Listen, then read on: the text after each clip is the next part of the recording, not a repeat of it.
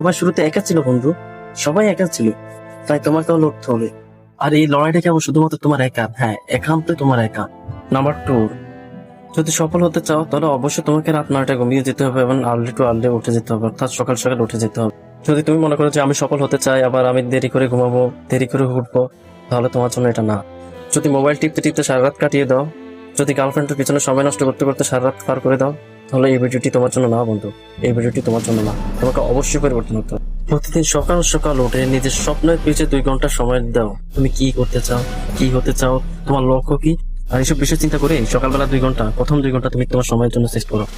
নিজের স্কিলকে গড়ে তোলো, নিজের স্কিল ডেভেলপ করো, নিজের ক্যারিয়ার গড়ে তোলো, নিজের লক্ষ্যে নিজেকে এগিয়ে নিও। সেটা হতে পারে পড়াশোনা, নিজের স্কিল ডেভেলপমেন্ট অথবা ব্যবসা। তুমি দিনের শুরুতে যখন শুরু করবে তখন সফলতা তোমার হাতছানি দেখাবে। আমরা যদি লক্ষ্য করি, জাপান একটি উন্নত দেশ, কিন্তু তারা এত উন্নত কেন জানেন? তারা আর্লি টু আর্লি ঘুমায় এবং উঠে। তারা সকাল সকাল ঘুমায় এবং সকাল সকাল উঠে। আমাদের এটা প্র্যাকটিস করতে হবে। বর্তমানে আমাদের নেশন তো তার উল্টো দিকে হচ্ছে, দেরি করে উঠে এবং দেরি করে ঘুমায়। তুমি তোমার সফলতার কথা তোমার ঈশ্বরকে জানো, তোমার খোদাকে, তোমার মালিককে জানাও। তিনি সব জানেন, তিনি সব দেখেন। যদি মালিক চায় অবশ্যই তুমি সফল হবে, তাই কখনো হাল ছেড়ো না, চেষ্টা চালিয়ে যাও। নাম্বার 3, ব্যর্থতাকে আলিঙ্গন করো। ব্যর্থতাকে আলিঙ্গন করতে শিখো। ব্যর্থতায় একদিন তোমাকে সফলতার হাতছানি দিবে, ব্যর্থতায় একদিন তোমাকে সফলতার দিকে নিয়ে যাবে। ফেল করলে ভয় পেও না, ব্যর্থ হলে ভয় পেও না। সফল মানুষরা একবার সফল হয়নি, বারবার ফেল করেছে।